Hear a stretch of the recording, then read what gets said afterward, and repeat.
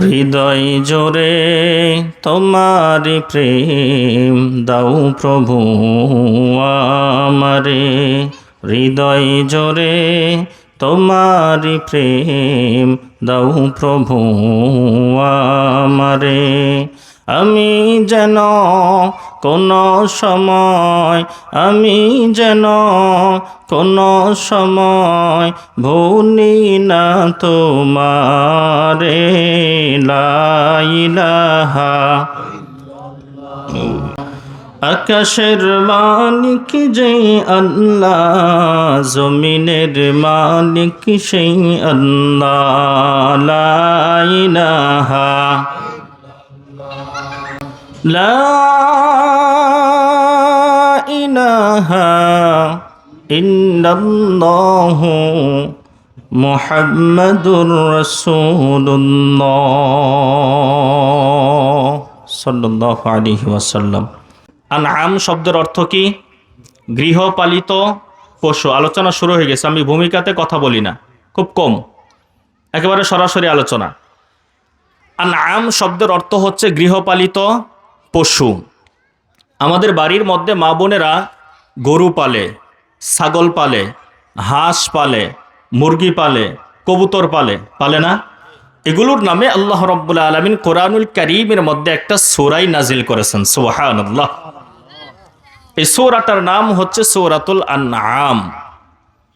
এই সূরাতুল আনআমের 149 নম্বর আয়াতে কারিমা আপনাদের সামনে পুরাটাই তেলাওয়াত করেছি। এই আয়াতের মধ্যে আল্লাহ রাব্বুল আলামিন চমৎকার কিছু আলোচনা আল্লাহ রাব্বুল আলামিন মানব জাতির জন্য, মানব মণ্ডলীদের জন্য করেছেন। আমরা কেউ যদি এই আলোচনাগুলা আমাদের নিজেদের জীবনের মধ্যে ফিট করতে পারি, আমি আল্লাহর কাছে আশাবাদী আল্লাহ রাব্বুল আলামিন আমাদের সকলকে জান্নাত দান করবেন। সুবহানাল্লাহ। এজন্য গুরুত্বপূর্ণ আলোচনা, গুরুত্বপূর্ণ কিছু কথা বলবো ইনশাআল্লাহ। সূরাতুল আনআমের বিশেষ একটা ফজিলত হচ্ছে, বিশেষ একটা লাভ হচ্ছে, আল্লাহ রাব্বুল আলামিন অন্যান্য সূরা কখনো 1 আয়াত, কখনো 2 আয়াত, কখনো 3 আয়াত এইভাবে নাজিল করেছেন।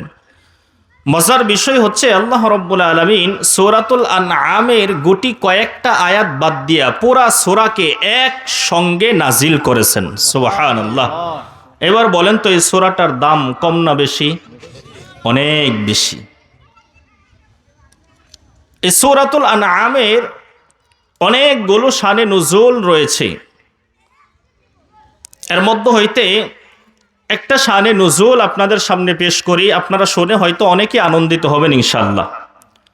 মুসলিম শরীফের বর্ণনায় রাসূল করিম সাল্লাল্লাহু আলাইহি ওয়াসাল্লাম বলেন, এই হাদিসের বর্ণনাকারী হচ্ছে হযরত আবু হুরায়রা রাদিয়াল্লাহু তাআলা আনহু। তিনি বলেন, বিশ্বনবী সাল্লাল্লাহু আলাইহি ওয়াসাল্লাম বলেছেন, আল্লাহ রাব্বুল আলামিন আমি রাসূল করিম সাল্লাল্লাহু আলাইহি ওয়াসাল্লামের কাছে যখন সূরাতুল আনআমটাকে নাজিল করলেন, আল্লাহ রাব্বুল আলামিনের পক্ষ থেকে 70,000 ফেরেশতা এই সূরাতুল আনআমটাকে বাইন্ডিংস কইরা প্রোটেকশন দিয়া স্বাগতম জানাইতে জানাইতে আমি বিশ্বনবী সাল্লাল্লাহু আলাইহি ওয়াসাল্লামের উপরে নাজিল করেছেন। সুবহানাল্লাহ। 70,000 ফেরেশতা এই পুরা সূরাটাকে লৌহে মাহফুজ থেকে স্বাগতম জানাইতে জানাইতে রাসূল করিম সাল্লাল্লাহু আলাইহি ওয়াসাল্লামের উপরে নাজিল করেছেন। সুবহানাল্লাহ। এই কারণে এই সূরার ফজিলত সম্পর্কে হাদিসের মধ্যে বলা হয়েছে, রাসূল করিম সাল্লাল্লাহু আলাইহি ওয়াসাল্লাম বলেন, দুনিয়ার কোনো বান্দা এবং বান্দি যদি সূরাতুল আনআমটাকে তেলাওয়াত করে, এর পাশাপাশি সূরাতুল বাকারাটা যদি তেলাওয়াত করে, তথা সূরাতুল বাকারা এবং সূরাতুল আনআমটাকে কেউ যদি তেলাওয়াত করে, বিশ্বনবী সাল্লাল্লাহু আলাইহি ওয়াসাল্লাম বলেন, আল্লাহ রাব্বুল আলামিনের কাছে ওই যে 70,000 ফেরেশতা, এই 70,000 ফেরেশতা আল্লাহ রাব্বুল আলামিনের কাছে ওই বান্দা এবং বান্দির জন্য মাগফিরাতের দোয়া করে। সুবহানাল্লাহ। 70,000 ফেরেশতা ওই বান্দা এবং বান্দির জন্য মাগফিরাতের দোয়া করে। সুবহানাল্লাহ। আর একটা ফজিলতের কথা আপনাদেরকে শোনাই ভাই। তিরমিজি শরীফের বর্ণনায় রাসূল করিম সাল্লাল্লাহু আলাইহি ওয়াসাল্লাম বলেন, কোন বান্দা এবং বান্দি যদি সূরাতুল আনআমটাকে তেলাওয়াত করে, কিয়ামতের কঠিন ময়দানে আল্লাহ রাব্বুল আলামিনের কাছে এই সূরাটা সুপারিশ করে সেই তেলাওয়াত করনেওয়ালা বান্দা এবং বান্দিকে আল্লাহর জান্নাতে পৌঁছে দিবে। সুবহানাল্লাহ। এজন্য আমরা যারা কোরআনুল কারীম পড়তে পারি সকলে সূরাতুল আনআম পাশাপাশি সূরাতুল বাকারাটাও বেশি থেকে বেশি তেলাওয়াত করার চেষ্টা করব ইনশাআল্লাহ। এবার আসুন মূল আলোচনায় যাই। এই সূরাতুল আনআমের 151 নম্বর আয়াতে কারিমা তেলাওয়াত করেছে। আল্লাহ বলেন, কুল, হে নবী আপনি বলে দিন, তাআলাও, তোমরা আসো, আমি রাসূল করিম সাল্লাল্লাহু আলাইহি ওয়াসাল্লামের কাছে আসো। কি জন্য আসবা? কারণ হচ্ছে তোমরা কোরআন থেকে দূরে চলে গেছো, আল্লাহ থেকে দূরে চলে গেছো, রাসূল থেকে দূরে চলে গেছো। তাআলাও, তোমরা আসো, আমি রাসূল করিম সাল্লাল্লাহু আলাইহি ওয়াসাল্লামের কাছে আসো। আতলু মা হাররামা রাব্বুকুম আলাইকুম, আমি তোমাদেরকে ওই সমস্ত জিনিসগুলো তেলাওয়াত করে শোনাই যে সমস্ত জিনিসগুলো স্বয়ং আল্লাহ রাব্বুল আলামিন হারাম ঘোষণা করেছেন। সুবহানাল্লাহ। আল্লাহ বলেন, কুল, হে নবী আপনি বলে দিন, তাআলাও, তোমরা আসো, আমি রাসূলের কাছে আসো।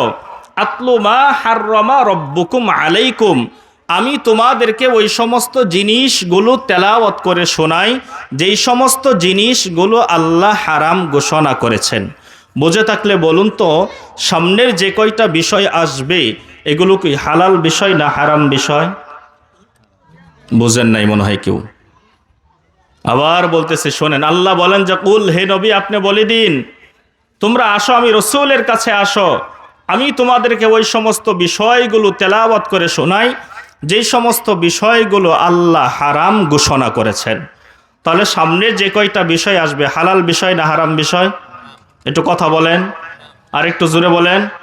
সামনে যে কয়টা বিষয় আসবে সব বিষয়গুলাই কি হারাম বিষয়। মাশাআল্লাহ। এই আয়াতের মধ্যে সামনে আল্লাহ রাব্বুল আলামিন 5টা হারাম বিষয় সম্পর্কে আলোচনা করেছেন। কয়টা হারাম বিষয়? মনোযোগ আছে আপনাদের নাকি ঘুমাইতেছেন?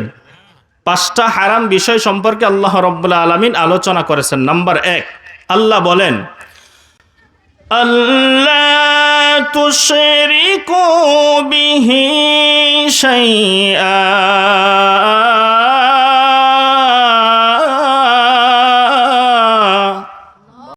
আরেকটু জোরে বলেন, আরেকটু জোরে। আল্লাহু আকবার বলতে কি ভয় আছে?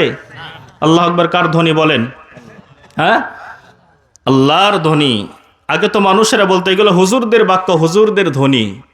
এখন কলেজ ভার্সিটিতেও আল্লাহু আকবারের ধ্বনি আছে না নাই? সব জায়গায়। তো এই জন্য আল্লাহু আকবার একটু জোরে বলার চেষ্টা করবেন, ঈমান বৃদ্ধি হয়। আল্লাহু আকবার জোরে বললে কি হয়? ঈমান বৃদ্ধি হয়। কোরআনুল কারীমের তেলাওয়াত শোনার পরে ঈমান বৃদ্ধি হয়। আল্লাহ রাব্বুল আলামিন কোরআনুল কারীমের মধ্যে বলেছেন, ওয়াইদা তুলিয়াত আলাইহিম আয়াতুহু যাদাতুহুম ঈমানাও ওয়া আলা রাব্বিহিম ইয়াতাওয়াক্কালুন। কোরআনুল কারীমের তেলাওয়াত যখন হয় তখন ঈমান বৃদ্ধি হয়, আর ঈমানের জোশ যখন বৃদ্ধি হয় তখন মুখ দিয়ে তাকবীর এমনিই বের হবে। কথা বলেন ঠিক কি না? এই জন্য একটু আল্লাহু আকবার বলার চেষ্টা করবেন। তা আল্লাহ বলেন যে আল্লাহ তুশরিকু বিহি শাইআ, কখনো তোমরা আমি আল্লাহ রাব্বুল আলামিনের সঙ্গে শিরিক করবা না। বুঝে থাকলে বলুন তো, আল্লাহর সঙ্গে শিরিক করা হালাল না হারাম? আর একটু জোরে বলুন, হারাম। আল্লাহর সঙ্গে শিরিক করা হারাম।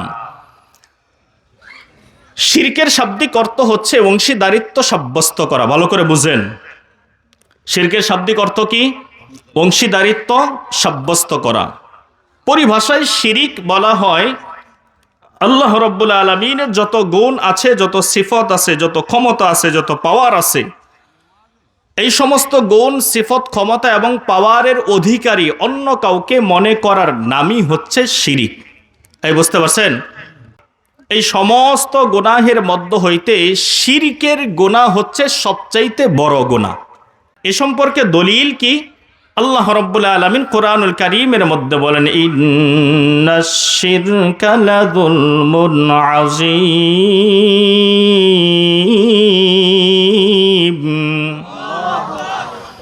আল্লাহ রাব্বুল আলামিন সূরাতুল লুকমানের এই আয়াতের মধ্যে বলেন, ইন্নাশ শিরকা লাযুলমুন আযীম। অবশ্যই শিরিক হচ্ছে বড় জুলুম, অবশ্যই শিরিক হচ্ছে সবচাইতে বড় গুনাহ। আবু দাউদ শরীফের বর্ণনায় হযরতে রাসূল করিম সাল্লাল্লাহু আলাইহি ওয়াসাল্লাম হাদিসের মধ্যে বলেন, এই হাদিসের বর্ণনাকারী হচ্ছে হযরত আব্দুল্লাহ ইবনে মাসউদ রাদিয়াল্লাহু তাআলা আনহু। তিনি বলেন, আমি বিশ্বনবী সাল্লাল্লাহু আলাইহি ওয়াসাল্লামকে প্রশ্ন করলাম, ইয়া রাসূলুল্লাহ, ইয়া হাবিবাল্লাহ, দুনিয়ার মধ্যে যতগুলা গুনাহ আছে এই সমস্ত গুনাহের মধ্যে হইতে সবচাইতে বড় গুনাহ কোনটি? এই প্রশ্নটা করার সঙ্গে সঙ্গেই বিশ্বনবী সাল্লাল্লাহু আলাইহি ওয়াসাল্লাম বললেন, শোনো, দুনিয়ার মধ্যে যতগুলা গুনাহ আছে এই সমস্ত গুনাহের মধ্যে হইতে সবচাইতে বড় গুনাহ হচ্ছে আল্লাহর সঙ্গে শিরিক করা। জোরে বলুন নাউজুবিল্লাহ। তাফসীর ইবনে কাসীরের মধ্যে ইমাম কাসীর রাহমাতুল্লাহি আলাইহি চমৎকার কিছু উদাহরণ দিয়েছেন। আমরা দুনিয়াতে যারা আছি, আমরা হয়তো অনেকেই জানি অজু ভঙ্গের কারণ, জানি না? কয়টা বলেন তো? আরেকটু জোরে বলেন। মাশাআল্লাহ। অজু ভঙ্গের কারণ 7টা। নামাজ ভঙ্গের কারণ, মাশাআল্লাহ, অজু ভঙ্গের কারণ জানি, নামাজ ভঙ্গের কারণ জানি, অনুরূপভাবে রোজা ভঙ্গ হওয়ারও কিছু কি আছে? কারণ আছে। ঠিক অনুরূপভাবে ভাই, ঈমান নষ্ট হওয়ার, ঈমান ভঙ্গ হওয়ারও কিছু কারণ আছে, কিন্তু এগুলো আমরা অনেকেই জানি না। তাফসীর ইবনে কাসীরের মধ্যে ইমাম কাসীর রাহমাতুল্লাহি আলাইহি বলেন, ঈমান ভঙ্গের কারণ হচ্ছে 10টা। কয়টা? ঈমান ভঙ্গের কারণ কয়টা? 10টা। এর মধ্যে হইতে 1 নাম্বার কারণ হচ্ছে আল্লাহর সঙ্গে শিরিক করলে ঈমান নষ্ট হয়ে যায়, ঈমান ভেঙ্গে যায়। নাউজুবিল্লাহ। আপনার আমার যদি অজু ভেঙ্গে যায়, আবার অজু করি, ঠিক হয়ে যায়, পবিত্র হয়ে যায়। নামাজের মধ্যে সমস্যা হইলে আবার নামাজটা দোহরাই, আবার নামাজ কি হয়ে যায়? ঠিক হয়ে যায়। কিন্তু ভাই, আল্লাহর সঙ্গে আমরা যে শিরিক করে ঈমান নষ্ট করে ফেলেছি, সেই ঈমান তো আর নবায়ন করলাম না। করেছি? আর নবায়ন করলাম না। এই জন্য আল্লাহর সঙ্গে শিরিক করলে কি হয়ে যায়? ঈমান ভেঙ্গে যায়। এই ভাঙ্গা ঈমান নিয়ে আপনি সারা জনম যদি ইবাদত বন্দিগি করেন, এই ইবাদত বন্দিগির সার আনার দামও আল্লাহর কাছে নাই। এই ব্যাপারে সহজ একটা উদাহরণ আমি আপনাদেরকে দেই। তাফসীর ইবনে কাসীরের মধ্যে ইমাম কাসীর রাহমাতুল্লাহি আলাইহি বলেন, ঈমান হচ্ছে সংখ্যার মতো। কিসের মতো? ঈমান হচ্ছে সংখ্যার মতো, তথা 1, 2, 3 এরকমভাবে 9 সংখ্যার মতো। এগুলোর নাম কি? ঈমান। ভালো করে বোঝেন, এগুলোর নাম কি? ঈমান। আর নেক আমলগুলো হচ্ছে শূন্যের মতো। নেক আমল, নামাজ, রোজা, ভালো কাজ, হজ, যাকাত, এই সবগুলা হচ্ছে কিসের মতো? শূন্যের মতো। আপনি আল্লাহ রাব্বুল আলামিনের সঙ্গে শিরিক করেন নাই, তার মানে আপনার সংখ্যা 1 ঠিক আছে। এরপরে আপনি একটা নেক আমল করলেন, একটা শূন্য যদি ডান দিকে বসান তাহলে কত হইল? মাশাআল্লাহ। আর একটা নেক আমল আপনি করলেন, আর একটা শূন্য ডান দিকে বসাইলেন, কত হইল? আর একটা নেক আমল করলেন, আর একটা শূন্য হইল, এই শূন্যটা আপনি ডান দিকে বসাইলেন, কত হইল? 1000, তাই না? এইরকম ভাবে আপনি নেক আমল করতে থাকবেন, আর সংখ্যার মান তত বাড়তেই থাকবে, বাড়তেই থাকবে। আপনি আল্লাহ রাব্বুল আলামিনের সঙ্গে শিরিক করে ফেলেছেন, তার মানে আপনার ঈমানের সংখ্যা নাই। এরপরে আপনি নেক আমল করতেছেন ভাই, আর একটা করে শূন্য শুধু ডান দিকে বসাইতেছেন, একটা করে শূন্য শুধু ডান দিকে বসাইতেছেন। এইবার একটু বুঝে থাকলে বলুন তো, সংখ্যাবিহীন শূন্যের কোনো দাম কি আছে ভাই? আছে? সংখ্যাবিহীন শূন্যের কোনো কি নাই? দাম নাই। এই জন্য আল্লাহ রাব্বুল আলামিনের সঙ্গে শিরিক করার পরে আপনার সংখ্যাই নাই। এই অবস্থায় যদি আপনি ঈমান ঠিক না করেন, আল্লাহ রাব্বুল আলামিনের কাছে যদি তওবা আপনি না করেন, আর এই অবস্থায় যদি আপনি নেক আমল যদি মৃত্যুর আগ পর্যন্ত করতে থাকেন, তাহলে এই নেক আমলের দাম আল্লাহর কাছে 4 আনারও নাই, ঠিক কিনা? 4 আনার দামও আল্লাহর কাছে আপনার আমল, নেক আমলের নাই। কারণ কি? সংখ্যায় আমার নাই। এই জন্য দুনিয়াতে যাই কিছু করুন না কেন, আল্লাহ রব্বুল আলামিনের সঙ্গে শিরিক করা যাবে না, তথা অংশীদারিত্ব সাব্যস্ত করা যাবে না। এই শিরিক হচ্ছে 3 প্রকার। জোরে বলুন কয় প্রকার? এই শিরিক হচ্ছে 3 প্রকার। 1 নাম্বার শিরিক ফিজ জাত, 2 নাম্বার শিরিক ফিজ সিফাত, 3 নাম্বার শিরিক ফিল ইবাদত। 1 নাম্বার শিরিক ফিজ জাত, ভালো করে বুঝেন। 2 নাম্বার শিরিক ফিস সিফাত, 3 নাম্বার শিরিক ফিল ইবাদত। হয়তো বলবেন যে হুজুর কিছুই তো বুঝলাম না, না বুঝারই কথা, এগুলো আরবি শব্দ, বাংলা না বললে বুঝবেন না। 1 নাম্বার শিরিক ফিস জাত। শিরিক ফিস জাত কাকে বলে? সহজ ভাষায় যদি আপনাদেরকে বলি যে আল্লাহর জাতের মতো আরেকজন আল্লাহ নাই। কেউ যদি মনে করে আল্লাহর জাতের মতো আরেকটা আল্লাহ আছে, এটাই হচ্ছে শিরিক ফিজ জাত। মোটামুটি বুঝছেন না? আর একটু সহজের জন্য আপনাদেরকে বোঝাই। আমাদের এই এলাকার মধ্যে, আপনাদের এই এলাকার মধ্যে কলা আছে না ভাই? কলা, কলা একটা জাত। এটার মধ্যে বিভিন্ন নামের, বিভিন্ন জাতের, বিভিন্ন আইটেমের কলা আছে, আছে না? আড্ডা কলা, বাদশা কলা, হরবি কলা, চিনি চাম্পা কলা, মধুমাক্ষী কলা, আরো বিভিন্ন জাতের বিভিন্ন নামের কি আছে? কলা আছে। কিন্তু আমার আল্লাহ রব্বুল আলামিনের জাতের মতো আরেকটা আল্লাহ নাই।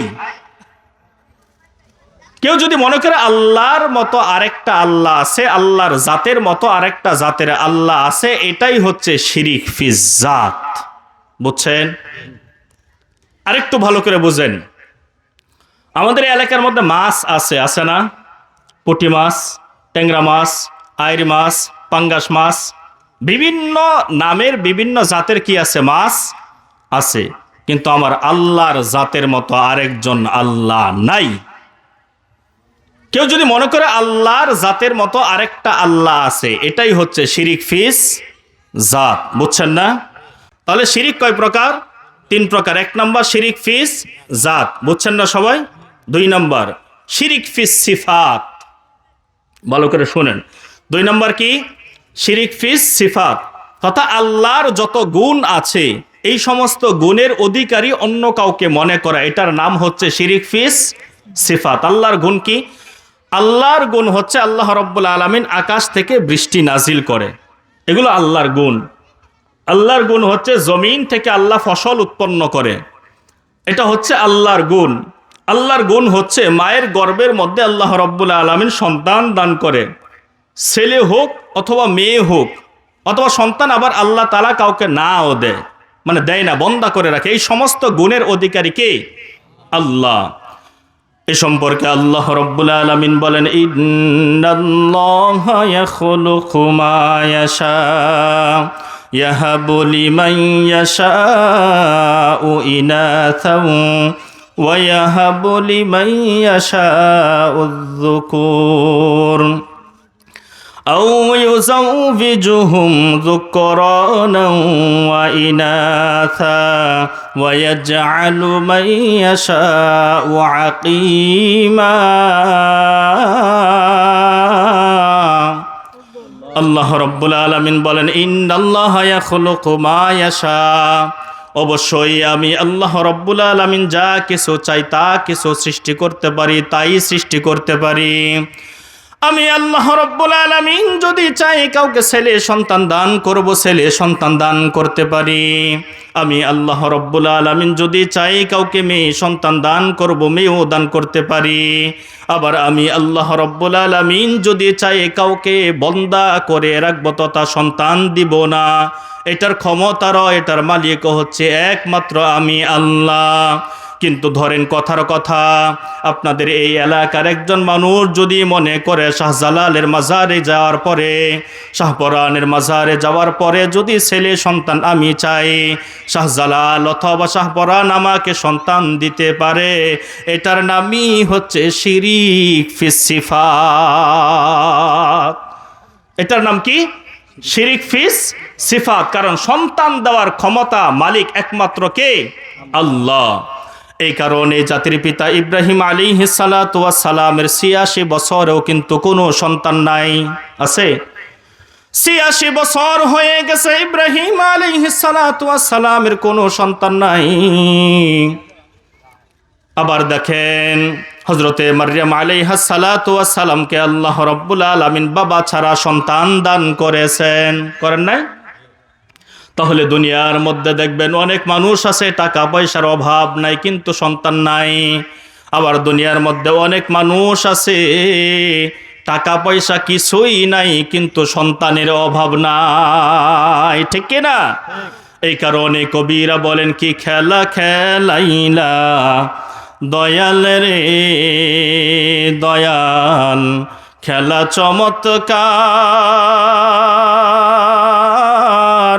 নাপাক মানুষ পাঠাইয়া মিলাইছ বাজার রে, কি খেলা খেলাইলা দয়াল রে।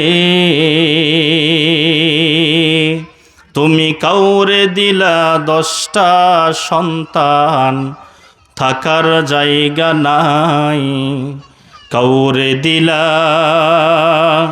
কোটি টাকা, একটা সন্তান নাই, ঠিক কিনা?